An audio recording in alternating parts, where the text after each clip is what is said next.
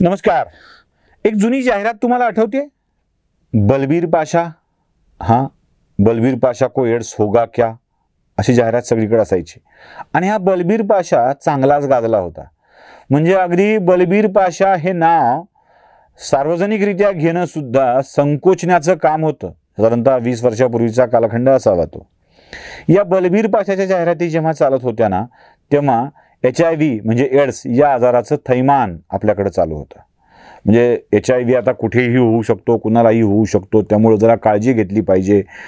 सुरक्षित यौन संबंध ठेवू नयेत, वेगवेगळ्या पार्टनरसोबत संबंध असू नयेत, एकाच पार्टनरसोबत असावेत, असं बोलल्या जाऊ लागलं. आणि एड्स एक महाभयंकर आजार म्हणून आपल्यासमोर आला.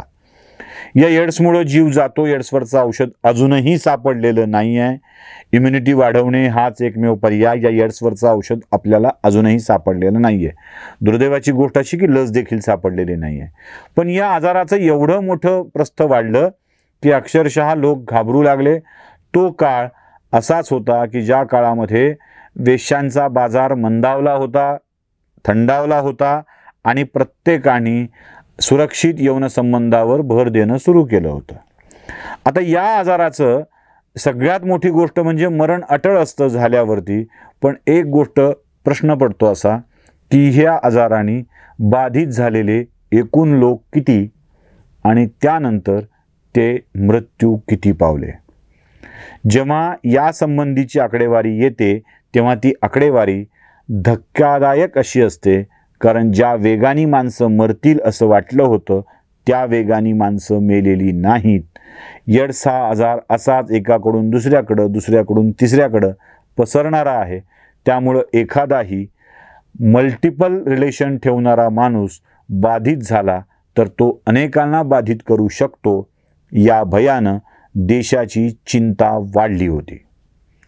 पण मृत्यूचं प्रमाण अर्थात दावा असा केला जातो की एड्स झाल्यावर लोक सांगत नाहीत आणि त्यामुळं मृत्यू झाला हे कळत नाही, असंही दावा केला जातो. तो आपण खरा मानू, मृत्यूचं प्रमाण असल्याच्या दुप्पट करूया, पण ते एवढा भयंकर आजार ठरलं नाही.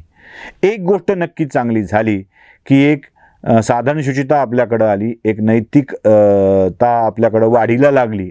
अपरिहार्य नैतिकता की आजार होतो म्हणून उगीच संबंध ठेवायचे नाहीत, ही नैतिकता वाढीला लागली. आणि पुढे पुढे नैतिकतेचा मर्यादा संपल्यानंतर सुरक्षित साधनांचा वापर सुरू झाला. त्यानंतर काही होत नाही हे लक्षात आलं आणि मग सगळं बिनबोबाट सुरू झालं. आजही बिनबोबाट सुरू आहे. पुढे आपल्या देशभरामध्ये पोलिओ लसीकरणाची मोहीम निघाली आणि या पोलिओ लसीकरणाच्या मोहिमेमध्ये अनेकांना पोलिओचे डोस म्हणजे 5 वर्षापर्यंतच्या मुलांना पोलिओचे डोस दरवर्षी देण्यात येऊ लागले. पुढे पुढे पोलिओ रविवार झाला वर्षातला एक दिवस आणि त्या पोलिओ रविवारमध्ये प्रत्येकाला डोस देण्यात येऊ लागले. अगदी गाजावाजा स्पीकरवर ते इतके डिसेंबर, इतके जानेवारी, इतके जानेवारी, इतके फेब्रुवारी असं करून ते चालू. एका वर्षात दोनदा ते लसीकरणाची मोहीम चालू झाली. प्रचंड गाजावाजा झाला. करोडो अब्जावधी रुपये या पोलिओच्या लसीकरणावरती खर्च करण्यात आले. पोलिओचा आजार इतका भयंकर होता का हा माझा प्रश्न आहे. आपल्या आजूबाजूला किती लोकांना पोलिओची बाधा झालेली होती. म्हणजे माझ्या बघण्यात जर 1000 माणसं असतील तर त्यातला एखाद दुसरा व्यक्ती हा पोलिओग्रस्त असल्याचं लक्षात येतं. म्हणजे माझा व्यक्तिगत अनुभव सांगतोय. हा सार्वत्रिकच असला पाहिजे असा माझा आग्रह नाही किंवा हा आजार गंभीर नव्हताच असंही माझं म्हणणं नाही. पण ज्या स्वरूपामध्ये हा आजार मांडला गेला तेवढा गंभीर नव्हता असं माझं म्हणणं आहे. आजही अनेक वेळेला पांढऱ्या पेशींची कमतरता झाली म्हणून अनेक लोक दवाखान्यात ॲडमिट होतात आणि पांढऱ्या पेशींची कमतरता होणं मधल्या काळामध्ये एक फॅड चालू होतं. पांढऱ्या पेशी कमी झाल्यात. जन्मताक्षणी बाळाला ते कोणतं की हेपॅटायटिस Bचं इंजेक्शन दिलं जायचं. हे सगळे प्रकार नवे आजार आपल्याकडे येत राहिले. तसेच आजार चिकुनगुनियासारखे आले. मध्येच अजून एक वेगळा आजार आला. असे प्रत्येक आजार आपल्याकडे येत राहिले आणि आपण त्याला तोंड देत राहिलो. या काळामध्ये लसीकरण आणि औषधोपचार यावरती आमच्या देशाला, आमच्या राज्याला हजारो कोटी रुपये खर्चावे लागले. आता आलाय कोरोना. हा आजार नाही असा दावा मी करत नाही, कारण त्या आजारातून स्वतः मी व्यक्तिगत पातळीवर गेलेलो आहे. मी तो त्रास अनुभवलेला आहे. हा आजार नक्कीच आहे, पण हा आजार होऊन मरणाऱ्यांच्या एकूण पर्सेंटेज किती आहे? अजूनही आपण 3%च्या वर जात नाही आहोत मृत्यूच्या मध्ये. या 3%च्या वर जात नाही, त्याचा अर्थ असा आहे की याचं मृत्यूचं प्रमाण कमी आहे, रिकव्हरी रेट जास्त आहे. म्हणजे महाराष्ट्राचा 81% असला तरी अन्य राज्यांचा, देशाचा मिळून तो 90%च्या वर आहे. त्यामुळे अजूनही रिकव्हरी रेट त्याचा उत्तम आहे, आपण त्याच्यावरती उपचार करू शकतो. पण एकूणच पॅनडेमिक असं म्हणत म्हणत आपण त्यावरती एवढं घाबरू लागलेलो आहोत की या सगळ्याचा विचार करताना आपण आता अब्जावधी नव्हे सर्वस्वाचं दान टाकून सुद्धा त्याच्यावरचे उपचार घेण्याचा प्रयत्न करतोय.